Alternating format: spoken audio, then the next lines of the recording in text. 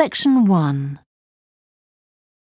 You will hear a woman telephoning a tourist office to ask about free activities. First, you have some time to look at questions 1 to 6.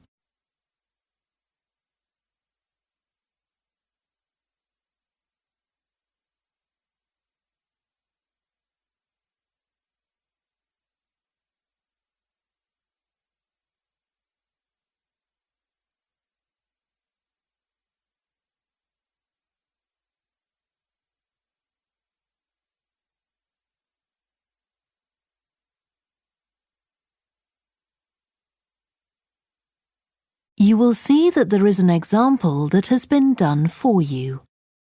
On this occasion only, the conversation relating to this will be played first. Good morning, this is Burnham Tourist Office, Martin speaking. Oh, hello. I saw a poster about free things to do in the area, and it said people should phone you for information. I'm coming to Burnham with my husband and 2 children for a few days on June the 27th, or possibly the 28th, and I'd like some ideas for things to do on the 29th. Yes, of course. The date that the woman wants information about is the 29th of June, so the letter C has been circled. Now we shall begin. You should answer the questions as you listen because you will not hear the recording a second time. Listen carefully and answer questions 1 to 6. Good morning, this is Burnham Tourist Office, Martin speaking. Oh, hello. I saw a poster about free things to do in the area, and it said people should phone you for information. I'm coming to Burnham with my husband and 2 children for a few days on June the 27th, or possibly the 28th, and I'd like some ideas for things to do on the 29th. Yes, of course. OK. Then let's start with a couple of events especially for children. The art gallery is holding an event called Family Welcome that day, when there are activities and trails to use throughout the gallery. That sounds interesting. What time does it start? The gallery opens at 10 and the Family Welcome event runs from 10:30 until 2 o'clock. The gallery stays open until 5, and several times during the day they're going to show a short film that the gallery has produced. It demonstrates how ceramics are made, and there'll be equipment and materials for children to have a go themselves. Last time they ran the event there was a film about painting, which went down very well with the children, and they're now working on one about sculpture. I like the sound of that. And what other events happen in Burnham?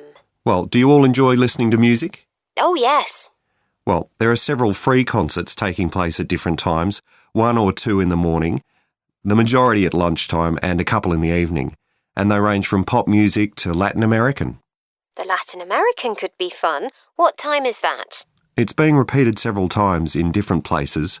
They're performing in the Central Library at 1 o'clock, then at 4 it's in the City Museum, and in the evening at 7:30 there's a longer concert in the theatre.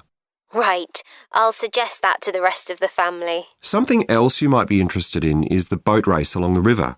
Oh, yes. Do tell me about that. The race starts at Offord Marina to the north of Burnham and goes as far as Summer Pool. The best place to watch it from is Charlesworth Bridge, though that does get rather crowded. And who's taking part? Well, local boat clubs, but the standard is very high. One of them came first in the West of England Regional Championship in May this year. It was the first time a team from Burnham has won. It means that next year they'll be representing the region in the National Championship. Before you hear the rest of the conversation, you have some time to look at questions 7 to 10.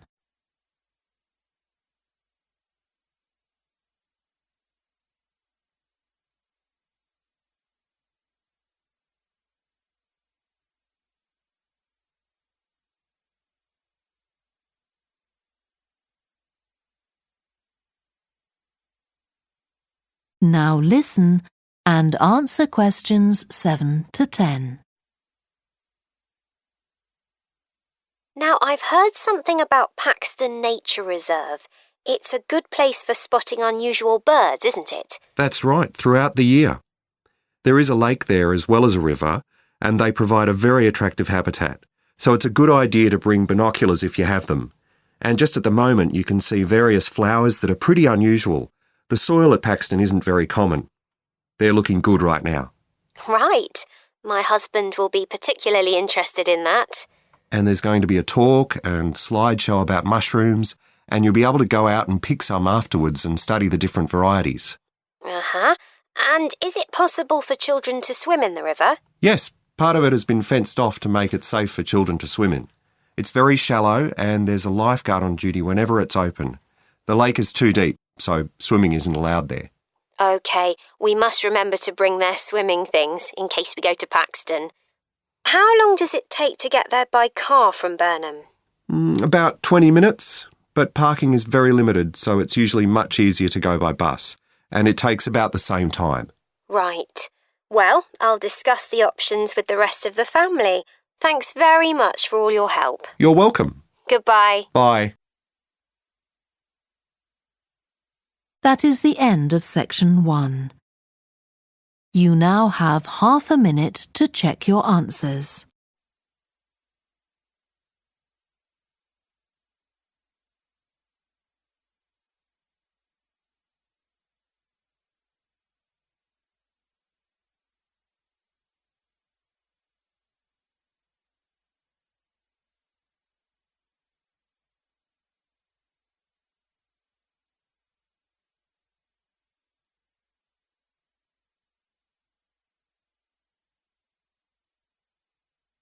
Now turn to section 2.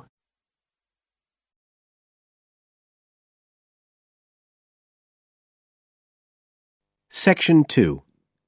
You will hear part of a local radio program about fighting air pollution in Canadian towns.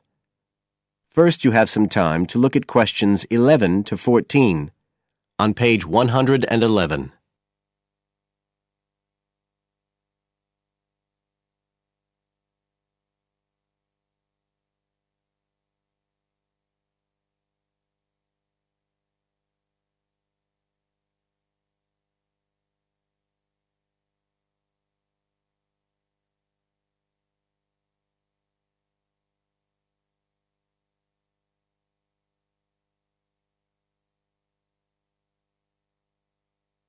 Now listen carefully and answer questions 11 to 14.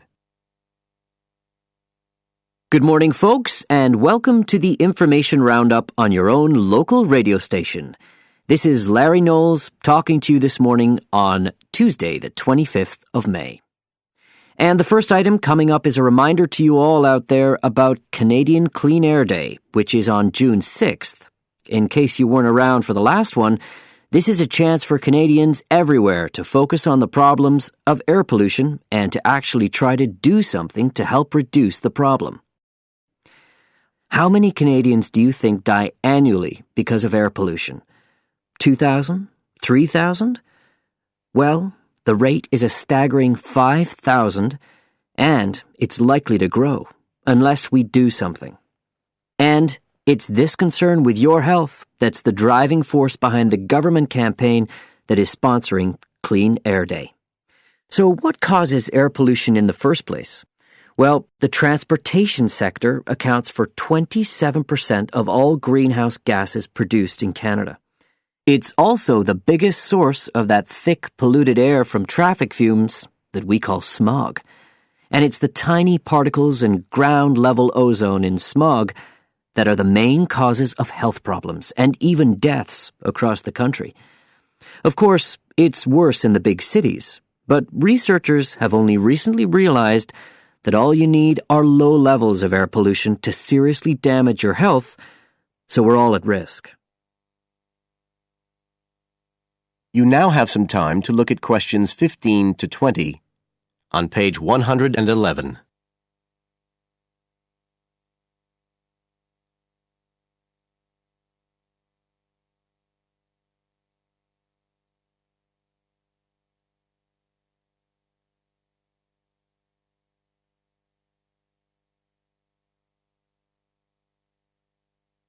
Now listen and answer questions 15 to 20. So, what can we do to fight air pollution? Well, it should be pretty obvious by now that the way we get to and from work every day can have a big impact on the air we breathe. So the easiest action you can take on Clean Air Day is to accept what we call the commuter challenge and get to work on foot or by cycling for a change. If you have to use your car, try carpooling and share the drive, or better still, use public transit. If everyone tries this for just one day, you'll be amazed by the difference it can make to the air in our towns and cities. But there's more you can do to improve air quality. For example, you can plant trees. And if you don't have a garden, then you can do your bit in other ways. For instance, did you know that modern, improved wood stoves can reduce wood smoke by as much as 80 to 90%? So you can make a big difference if you upgrade the appliances you use in your home. The government is also working hard on your behalf to clean up our air. Its priority is to reduce the emissions that cause smog, and they have clear plans to get there. Last year, Canada and the United States agreed to reduce emissions on both sides of the border between the two countries, and they plan to reach their targets in the next few years. The government's also taking action to get cleaner fuels. It's already reduced the sulfur contained in gasoline, and it hopes to reach the reduction target for sulfur in diesel by next year. But the measures don't just focus on the motorist. The federal government's also working to reduce emissions from power plants and factories right across the provinces. You can find out all about government action and all the plans for Clean Air Day events. That is the end of Section 2. You now have half a minute to check your answers.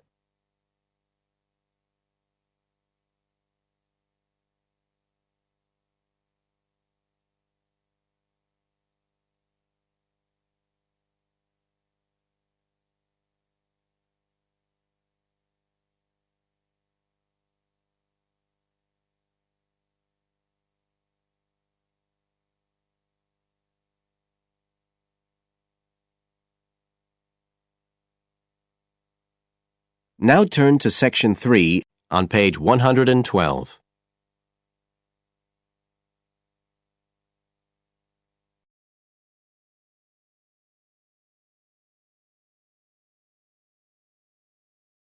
Part 3. You will hear two students called Hugo and Chantal discussing a talk they have just attended at the start of their course in fashion design. First, you have some time to look at questions 21 to 26.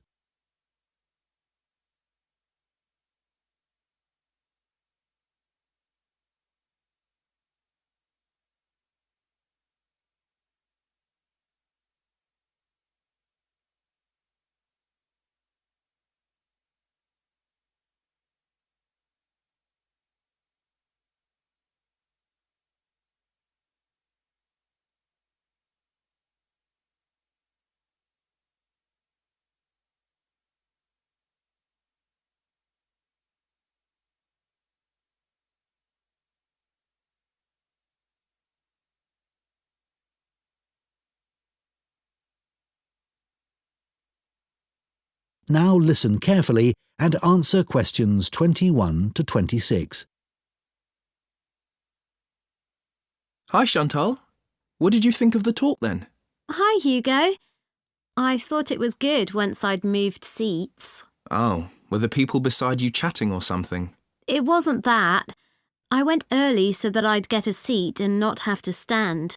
But then this guy sat right in front of me and he was so tall. It's hard to see through people's heads, isn't it? Impossible. Anyway, to answer your question, I thought it was really interesting, especially what the speaker said about the job market. Me too. I mean, we know we're going into a really competitive field, so it's obvious that we may struggle to get work. That's right. And we know we can't all have that dream job. Yeah, but it looks like there's a whole range of areas of work that we hadn't even thought of, like Fashion journalism, for instance. Yeah, I wasn't expecting so many career options. Overall, she had quite a strong message, didn't she? She did. She kept saying things like, I know you all think this, but... And then she'd tell us how it really is. Perhaps she thinks students are a bit narrow-minded about the industry. It was a bit harsh, though. We know it's a tough industry. Yeah, and we're only first years after all. We've got a lot to learn. Exactly. Do you think our secondary school education should have been more career-focused? Well, we had numerous talks on careers, which was good, but none of them were very inspiring. They could have asked more people like today's speaker to talk to us. I agree. We were told about lots of different careers, just when we needed to be, but not by the experts who really know stuff. So, did today's talk influence your thoughts on what career you'd like to take up in the future? Well, I promised myself that I'd go through this course and keep an open mind till the end. But I think it's better to pick an area of the industry now and then aim to get better and better at it. Well, I think we'll just have to differ on that issue. One thing's for certain, though. From what she said, we'll be unpaid assistants in the industry for quite a long time. I'm prepared for that. Aren't you? Actually, I'm not going to accept that view. Really? But she knows it's the case, and everyone else says the same. That doesn't mean it has to be true for me. Okay. Well, I hope you're right. Before you hear the rest of the discussion, you have some time to look at questions 27 to 30.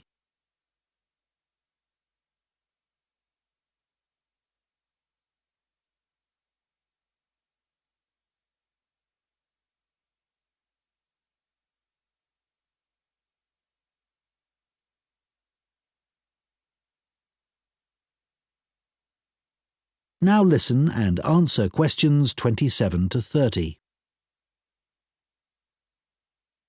I thought the speaker's account of her first job was fascinating. Yeah.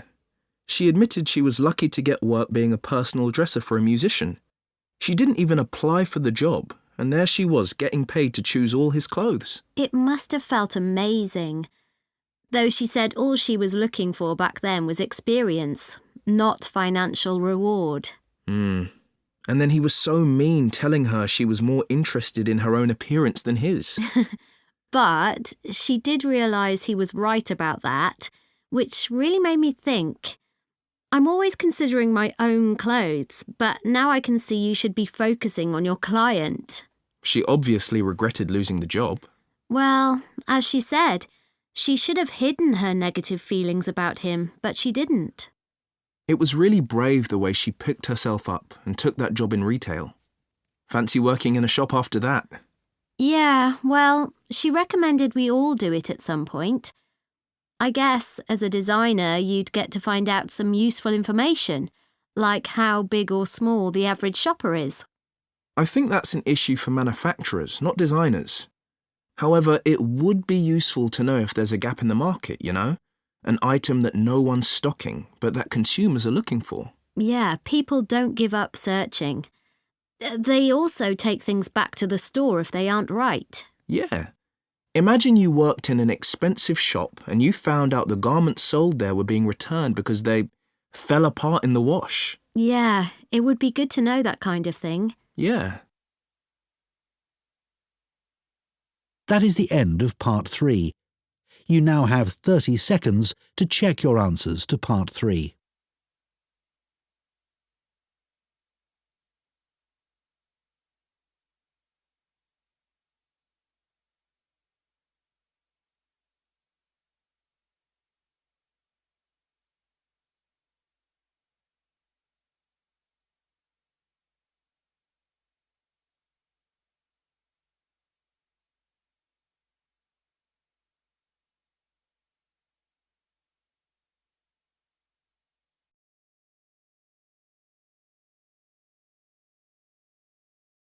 Exam Practice, Test 5, Listening, Part 4.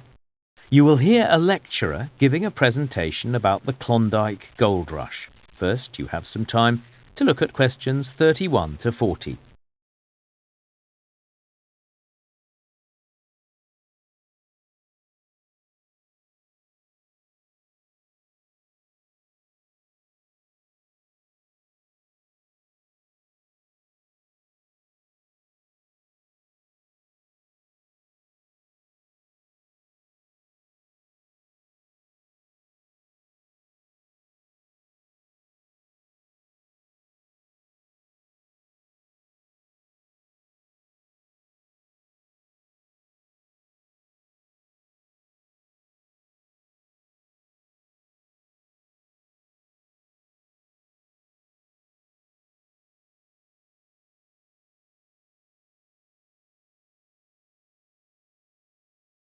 Now listen carefully and answer questions 31 to 40. Today, I'm going to talk about an incredible event in the history of Canada, the Klondike Gold Rush. Between 1896 and 1899, over 100,000 people set out to seek gold in the Klondike region, a remote area in northwestern Canada. Only 4,000 people were actually successful. Let's start by considering the journey people had to take in order to reach the Klondike River and start looking for gold. For most gold seekers, their journey began in Alaska, in a town on the coast called Skagway. From Skagway, one option was to take the White Pass Trail through the mountains. It probably looked easy enough at the beginning of the trail, but rocks made it difficult to make progress. On top of this, the men and their horses got stuck in the thick mud that covered long sections of the trail. The other option was the Chilkoot Trail. Now, although this trail was only about 35 miles long, it took about 3 months for the gold seekers to cover this distance. This is because the trail was incredibly steep, and people had to make the same trip multiple times in order to transport their equipment. Most people really had very little idea about how difficult the journey was going to be. So, although 100,000 may have set out on those two trails, only about 30,000 got to the end. So yes, the majority gave up. Often they were suffering from starvation or disease. They also came to the terrible realization that their journey was likely to end in failure, and so they turned around. Anyway, for those gold seekers who did continue, they eventually reached Lake Bennett. They might have expected that their journey was going to become easier at this point, but no. Because the lake was frozen over, many people had to wait until spring before they could continue their journey. In the meantime, a tent was the only protection they had from the cold. While they were waiting, people cut down trees and made boats. Once the ice melted, they could sail across the lake and start down the Yukon River. Again, this wasn't the end of their troubles.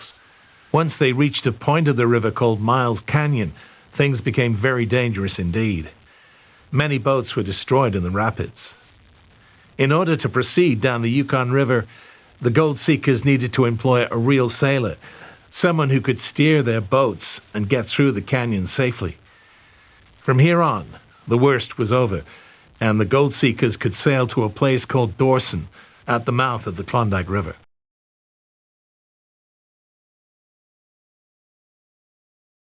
So earlier on, I mentioned that gold seekers needed to make multiple trips up and down the two trails. This is because they had to transport an enormous amount of equipment. This equipment was set out on a very long list. It was actually the police who gave gold seekers the list, since they knew how unprepared many people were for the journey. People were obliged to take enough supplies to last them a year. So the list included clothing like boots and warm winter coats. There was also the food the gold seekers required. Perhaps items like tea weren't too hard to carry, but 400 pounds of flour would have been very heavy indeed. The gold seekers had to take a lot of tools as well, everything they needed for digging, for building, and so on. Things like rope were essential and could be packed away without too much difficulty. But imagine having to carry 2 or 3 buckets with you. All these things were compulsory. So, some people became very successful because of the gold rush, and not because they'd actually found gold themselves. Those who were business-minded saw many opportunities. They sold the supplies that the gold seekers needed. They established hotels and so on. And then there were people like Jack London. London was one of the gold seekers that actually survived the terrible journey, but he didn't find much gold. Still, he was inspired to write. Through his vivid description, his readers could share the feeling of adventure, even from the comfort of their armchair. Finally, it wasn't just men that tried to seek their fame and fortune. Many women also headed up the trails. Among them were Annie Hall Strong and Emma Kelly. In the U.S. and in other parts of Canada, ordinary citizens were keen to read about life in the Klondike. Working for different newspapers, Hall and Kelly often describe their first-hand experience of danger and hardship. Another thing that needs to be discussed. That is the end of Part 4. You now have 1 minute to check your answers to Part 4.